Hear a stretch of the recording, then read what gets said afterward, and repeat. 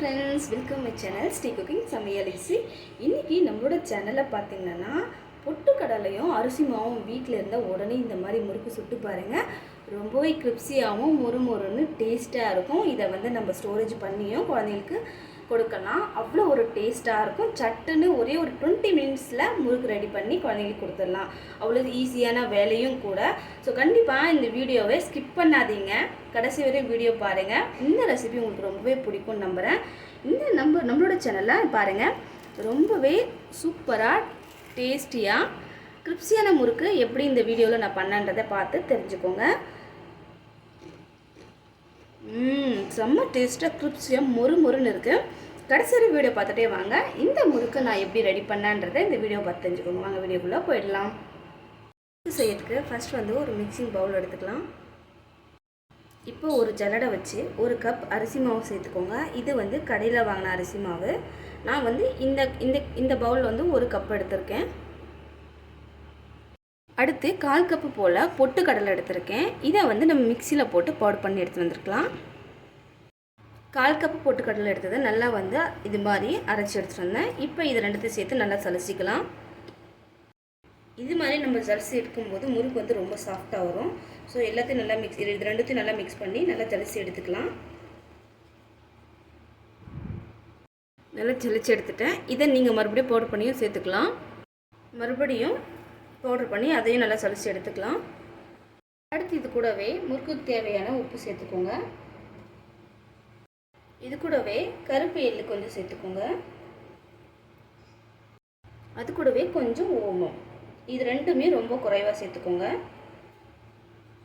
இதோடவே நம்ம காரத்துக்கேற்ப தனி மிளகாய் தூள் சேர்த்துக்கோங்க, கொஞ்சம் நல்லாயிருக்கும் சாப்பிட கிரிப்ஸியாக காரசாரமாக। ஸோ உங்களுக்கு வந்து காரசாரமாக வேணாம் அப்படின்னா கொஞ்சமாக வந்து மிளகாய் தூள் மட்டும் சேர்த்துக்கோங்க। நான் வந்து கொஞ்சம் காரமாக வேணும் அப்படிங்கிறதுனால மிளகாய் தூள் கொஞ்சம் அதிகமாக சேர்த்துக்கிட்டேன்। அது கூடவே நல்லா 2 ஸ்பூன் போல் நெய் வந்து நான் சூடு ஏற்றாமல் அப்படியே வந்து நெய் சேர்த்துக்கிறேன்। 2 ஸ்பூன் அப்படியே நெய் சேர்த்துக்கோங்க। நல்லா சாஃப்டாக மொறுமொறுன்னு ரொம்ப டேஸ்டியாக இருக்கும்। நெய் நம்ம இது மாதிரி சேர்க்கும் போது சாஃப்டாக இல்லை கிரிப்ஸியாக இருக்கும், டேஸ்ட் நல்லாயிருக்கும்। இந்த முறுக்கில் அந்த நெய்யோட வாசனை வேறு லெவலில் இருக்கும்। அதனால் இதோட உங்களுக்கு எள்ளு வேண்டாம் அப்படின்னா நீங்கள் சீரகமும் சேர்த்து செய்யலாம், நான் வந்து இன்றைக்கி எள்ளு சேர்த்து செஞ்சுருக்கேன்। இப்போ இது எல்லாத்தையும் கையை வச்சு நல்லா மிக்ஸ் பண்ணி கொடுத்துக்கோங்க। இது மாதிரி கட்டிகள் இல்லாத எல்லாத்தையும் நல்லா உடச்சிக்கோங்க। அதே மாதிரி அரிசி மாவு 1 கப்பு, 1/4 கப்பு பொட்டுக்கடலை எடுத்து அதை வந்து நம்ம பவுடர் பண்ணால் 1/2 கப்பு வந்துடும்। ஸோ ரெண்டுத்தையும் கரெக்டான அளவில் எடுத்துக்கோங்க, அப்போ தான் டேஸ்ட்டாக வரும், கிரிப்ஸியாக மொறுமொறுன்னு வரும் முறுக்கு। இதோட கொஞ்சம் கொஞ்சமாக தண்ணி சேர்த்து நல்லா வந்து நம்ம சப்பாத்தி மாவு பிசைவோம்ல அது மாதிரி நல்லா பிசைஞ்சுக்கோங்க, ரொம்ப அழுத்தியெல்லாம் பிசைய வேண்டாம்। இந்த அளவுக்கு நல்லா மிக்ஸ் பண்ணி பிசைஞ்சுக்கோங்க, அப்போ தான் இந்த எள்ளு ஓமம் மிளகாய்த்தூள் உப்பு எல்லா இடத்துலையும் செம்ம பரவும்। ஸோ மிக்ஸ் பண்ணும்போது ரொம்ப கேர்ஃபுல்லாக மிக்ஸ் பண்ணிக்கோங்க, இல்லை ஒரே இடத்துல நின்றுச்சுன்னா அப்போ சாப்பிடும்போது நல்லா இருக்காது, மற்ற முறுக்கும் டேஸ்ட் இல்லாமல் இருக்கும்। அதனால் நல்லா இது மாதிரி நல்லா மிக்ஸ் பண்ணி நல்லா வந்து பிசைஞ்சுக்கோங்க। இன்னும் கொஞ்சம் தண்ணி ஊற்றி நல்லா வந்து இப்போ சப்பாத்தி மாவு பிசுகிற மாதிரி பிசைஞ்சிக்கலாம்।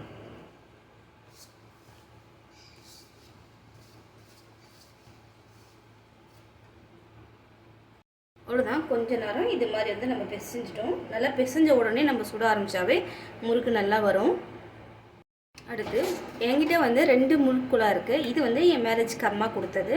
ஸோ எனக்கு இதில் வந்து கம்ஃபர்டபுளாக இருக்கும்। இப்போ நான் வச்சுருக்கேன், அந்த ஸ்டீலும் வச்சுருக்கேன்। ஸோ அதில் வந்து எனக்கு முறுக்கு சுட அவ்வளோ ஒரு கஷ்டமாக இருக்குது, இதை நான் சட்டுன்னு பிழிஞ்சிருவேன்।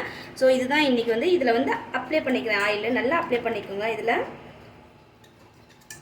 ரொம்ப பழசு தான் இருந்தாலும் எனக்கு பழசு ரொம்ப செஞ்சு இதில் பழக்கம் இருக்கிறதுனால அதில் எனக்கு செய்ய வரல, அதனால் இதில் தான் நான் இன்றைக்கி செய்ய போகிறேன்। இதில் உள்ளே வந்து நல்லா வந்து எண்ணெய் வந்து அப்ளை பண்ணிக்கணும்।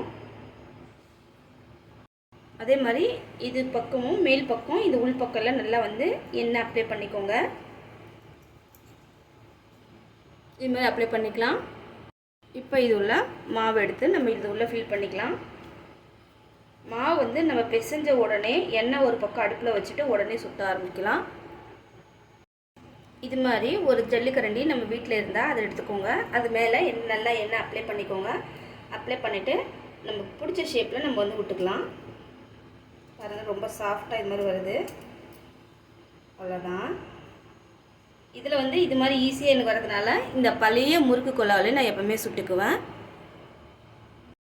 இதுக்கு வந்து என்ன நல்லா சூடு ஏறணும். ஃபஸ்ட்டு வந்து கொஞ்சமாக மாவு விட்டு பார்த்துக்கோங்க. நம்மளுக்கு வந்து உப்பி மேலே வந்துருச்சு. இப்போ எண்ணெய் நல்லா காஞ்சிருச்சு. இப்போ நம்ம பிழிஞ்சு வச்சதை அப்படியே மொல்ல அதில் விட வேண்டியது தான். அவ்வளோதான். இப்போ ஒன்று ஒன்றா பிழிஞ்சு அதே மாதிரி விட்டுக்கலாம். நம்ம கேஸில் செய்கிறது அதே மாதிரி ஒருத்தராக செய்கிறதுனால கொஞ்சம் பொறுமையாக நிதானமாக செய்யணும். நம்ம எண்ணெயில் செய்கிறதுனால எந்த ஒரு விஷயமும் ரொம்ப பொறுமையாக செய்யணும். ரொம்ப போடுறத இடத்துல 2-3 கூட நம்ம நிதானமாக செஞ்சு எடுத்துக்கலாம். ஒரு பக்கம் நல்லா வந்து கலர் மாறினோடனே மறுபக்கம் நல்லா திருப்பி விட்டுக்கோங்க. பாருங்கள், இது மாதிரி திருப்பி விட்டுக்கோங்க. இது வந்து நல்லா இதமான சூட்டில் நல்லா வந்து பொரிச்சு எடுக்கணும். அதே மாதிரி தீ வந்து கேஸில் செய்கிறதுனால ஒரே தீயை தான் போடணும். ஸ்லோ பண்ணிட்டா ஒரு பக்கம் வேகும், ஒரு பக்கம் வேகாது. ஸோ ஒரே தீயில் வச்சு தான் நம்ம வந்து இது வந்து செய்யணும். ஃபஸ்ட்டு எப்படி நீங்கள் சுடும்போது கொஞ்சம் ஃபாஸ்ட்டாக வைக்கிறீங்களோ அதே ஃபாஸ்ட்டில் தான் நம்ம செஞ்சுக்கணும் முறுக்கு. இந்த சலசலப்பெல்லாம் அடங்கி நல்லா முறுக்கு வந்து வெந்து வந்திருக்கு. இது மாதிரி நல்லா வெந்தோடனே நம்ம எடுத்துக்கலாம். நம்ம இந்த ஃபஸ்ட்டு டைம் சுட்ட உடனே இது உப்பு காரம்லாம் ஒரு டைம் செக் பண்ணிக்கோங்க. அதே மாதிரி இருக்கிற முறுக்கெல்லாம் நான் சுட்டு எடுத்துகிட்டு உங்களுக்கு காமிக்கிறேன். அவ்வளோதான். ரொம்பவே குயிக்காக சட்டுன்னு நம்ம வீட்டில் அரிசி மாவும் பொட்டுக்கடலை இருந்தால் டக்குன்னு ஒரு முறுக்கு ரெடி பண்ணிக்கிட்டு குழந்தைங்களுக்கு ஈஸியாக கொடுத்துடலாம். இது ஸ்டோரேஜும் பண்ணி வைக்கலாம். ரொம்பவே டேஸ்ட்டாக இருக்கும். ஸோ கண்டிப்பாக இந்த வீடியோ உங்களுக்கு பிடிச்சிருக்குன்னு நம்புகிறேன். பிடிச்சிருந்தா என்னோடய சேனலை சப்ஸ்கிரைப் பண்ணிக்கோங்க. ரொம்பவே பிடிச்சிருந்தா ஃப்ரெண்ட்ஸ் அண்ட் ஃபேமிலிக்கு ஷேர் பண்ணி விடுங்க. அதே மாதிரி என்னோடய சேனலில் நிறைய வீடியோஸ் வந்து அப்லோட் பண்ணியிருக்கேன். நீங்களும் பாருங்கள். வீடியோஸில் நிறைய ரெசிபி வந்து நான் அப்லோட் பண்ணியிருக்கேன். நீங்கள் மறக்காமல் பாருங்கள். பார்த்துட்டு உங்களோட ஃபீட்பேக்கை எனக்கு ஷேர் பண்ணுங்கள். நெக்ஸ்ட் ஒரு இன்ட்ரெஸ்டிங்கான வீடியோவோட வந்து மீட் பண்ணுறேன். Thank you. Bye bye. Take care.